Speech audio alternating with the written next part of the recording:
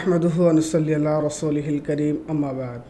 প্রিয় দর্শক, আপনারা যারা খবর সংযোগ দেখছেন, আপনাদের সকলকে মাহে রমজানের পক্ষ থেকে শুভেচ্ছা ও রমজানুল মুবারক।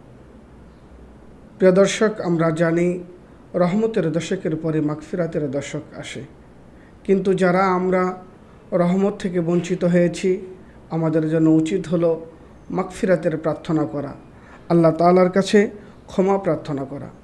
কারণ রমজান মাসে রোজা রাখার পরও যে ব্যক্তি নিজেকে অপরাধ থেকে, গুনার কাছ থেকে বিরত রাখতে পারেনি, কেমন যেন তার রোজা তার জন্য সফল কাম হলো না।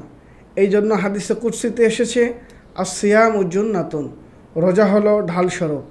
সুতরাং আমরা যারা রোজা রাখি, আমাদের এই রোজা আমাদেরকে সমস্ত পাপাচার থেকে বিরত রাখবে। এর জন্য যদি আমার রোজা আমাকে পাপাচার থেকে বিরত না রাখে, তাহলে বুঝতে হবে আমার আত্মশুদ্ধির প্রয়োজন রয়েছে। সেই আত্মশুদ্ধি কোথা থেকে আসবে এবং কিভাবে করব? এই জন্য আল্লাহ পাক কোরআনে বলেন, কদ আফলাহা মান তাযাক্কা, যে ব্যক্তি নিজের অন্তরকে পরিশুদ্ধ করেছে সেই সফল কাম হয়েছে। আর এই পরিশুদ্ধ কিভাবে করব আমরা?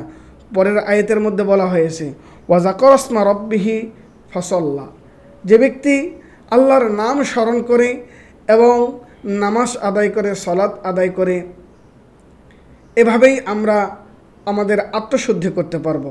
সুতরাং আল্লাহর নাম স্মরণের জন্য কিভাবে আমরা আল্লাহর নামকে স্মরণ করব, এই দিক নির্দেশনাও আল্লাহ পাক আমাদেরকে দিয়েছেন।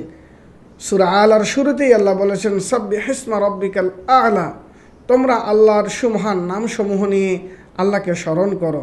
যদি আমরা আল্লাহর সুমহান নামসমূহ নিয়ে আল্লাহকে স্মরণ করি, তাহলে খুব সহজেই আমাদের আত্মশুদ্ধি হয়ে যাবে, আমাদের সালাত সঠিকভাবে আদায় হবে। আর এই সালাত এবং আত্মশুদ্ধি যদি আমাদের ঠিক হয়ে যায়, তাহলে আমাদের রোজা আমাদের জন্য ঢাল স্বরূপ হবে। যেভাবে হাদিসে কুদসিতে বলা হয়েছে, আসিয়ামু জুন্নাতুন, তাহলেই আমাদের জন্য পারফেক্ট রোজা হবে।